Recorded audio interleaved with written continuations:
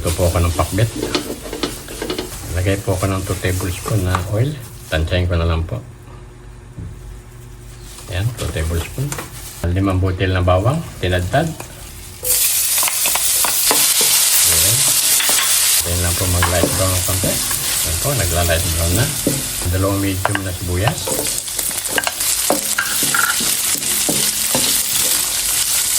Ayan lang po mag-change color ng konti. Change color na. 2 hanggang 3 medium na kamatis.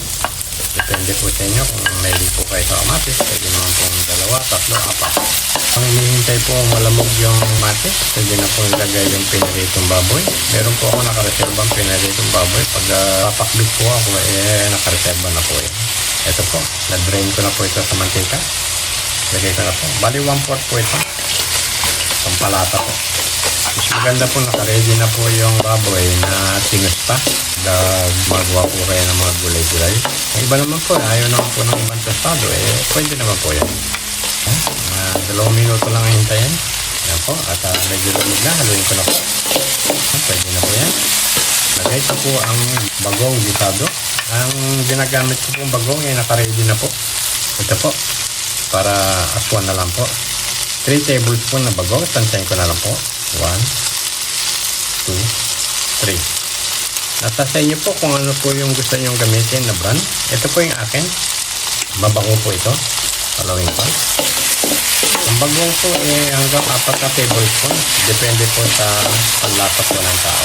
Lagyan po ng 1 1/2 na tubig.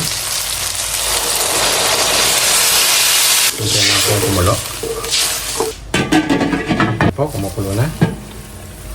Lagay ko po yung isang mangkok na kalabasa. Ito po yung mga approximate na kalahating kilo. Lagay ko na po. Malinis na po ito. Haluin ko. Lutuin ko lang po ng 3 hanggang 5 minuto.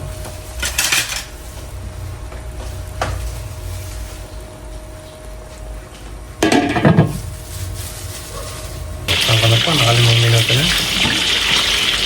Lagay ko po itong kalating taling sitaw, saka approximate na 12 perasong okra.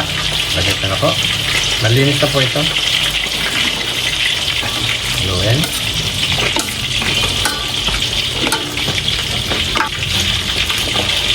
Lutuin lang po ng 3 hanggang 4 na minuto. Kasi nabuksan ko na po. Saka 4 na minuto na. Lagay ko na po yung 3 pirasong talong at kinubs-cubes ko lang po, saka 1 pirasong ampalaya. Ganyan lang po yung ginawa ko. Lagay ko na po. Haluin. Lutuin ulit ng 4 na minuto. Takpan ko na po. Buksan ko na po. Naka 4 na minuto na.